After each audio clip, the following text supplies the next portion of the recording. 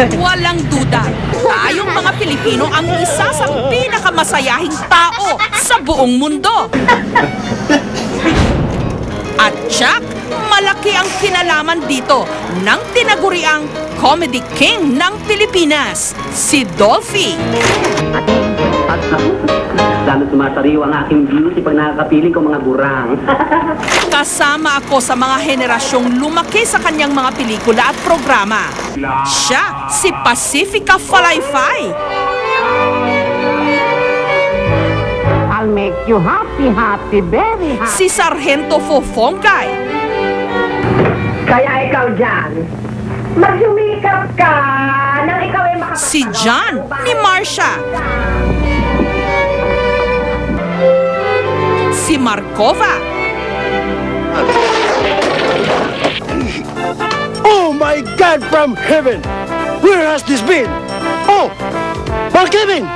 Why are you here? At si Kevin Cosme. For this. Anong kaso ko? Slight physical injuries? Bahagi siya ng buhay ni na lolo't lola hanggang sa kanilang mga apo. Pagalingin ng kapatid na nasa aking harapan. Kung wala si Dolphy na nagpatawa sa ating lahat, siguro nga'y mas malungkot ang mahirap na nga nating buhay ng mga Pilipino. Sa 25 taon ko bilang reporter, ngayon ko lang mai-interview ang Comedy King. Nalaman kong kagagaling lang niya sa sakit. Pero heto, nagpo-promote ng kanyang bagong pelikula at mga kanta. At nagawa pa niyang magbiro tungkol sa mga spekulasyon, tungkol sa kanyang kalusugan sa mga nakalipas na araw. Ang dami pumapatay sa akin. Ba't nag-aapura kayo? Pero awa naman ng Diyos, nandito pa. Huwag niyo ako apurahin. Sa edad na 82, wala pa raw sa kanyang bokabularyo ang pagre-retiro. Kumusta na hong kalusugan niyo, Mang Dolphy?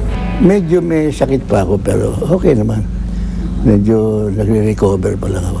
Nakapag-shooting pa ho kayo? Shooting pa ako. Ayaw niyo raw ho mag-retire. Retired na ako actually. Eh, may pumapasok na project di sige. Sabi ko, basta yung kaya ko lang. Yung fire ho nandun pa. Nandun pa naman, oh. Kasi hindi mawawala yun eh. Saan ho ba nanggagaling yun? Hindi ko rin alam eh. Basta ako minsan nga eh. Yung alam mo may sakit ka na eh. Pag nandun ka na sa harap ng crowd, nawawala. Nakakaroon ka ng extra adrenaline sa katawan na hindi mo malaan.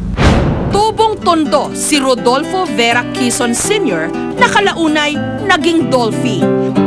Nagsimula siyang dancer sa Bodabin hanggang nabigyan ng break ng ama ni FPJ mismo sa pelikula.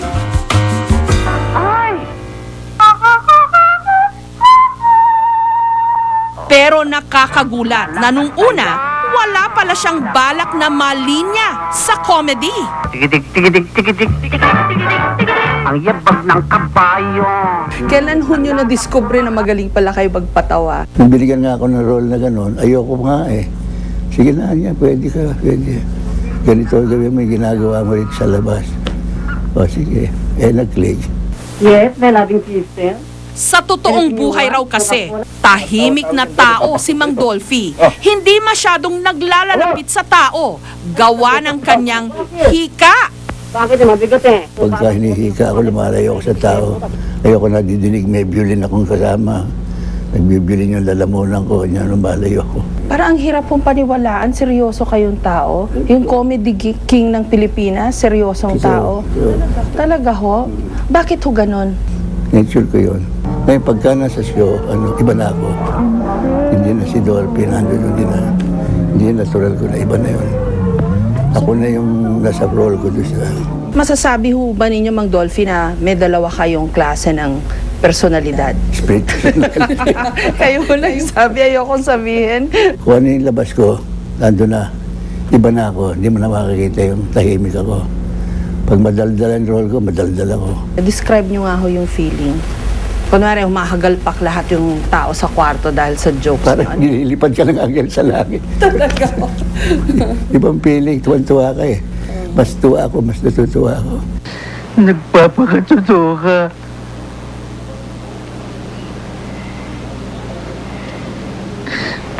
nakikita nila.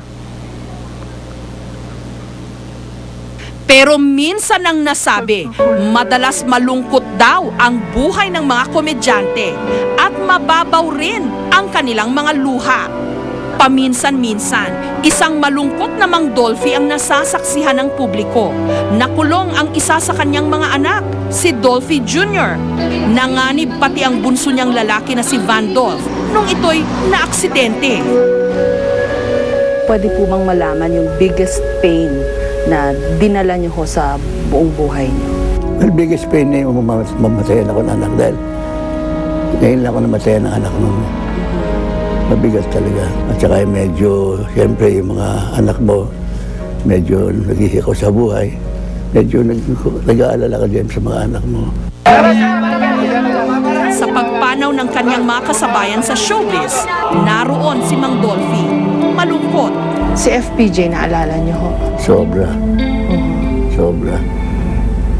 Si Nida Blanca. Lalo na si Lida. Favorite leading lady ko yan eh. Miss na miss ko talaga. Talaga yun, naiyak ako nung mamatay si Lida. Susunod, Nung araw ho, famous kayong pagiging playboy daw, chick boy. Actually, hindi naman eh. One at a time lang naman ako eh. Pero pagka wala, ayan, sige na sige. Kling, kling, kling, kling. Ano ho yun? Bakit ho? Malandi ho kayong lalaki talaga? May kalandian ako talaga.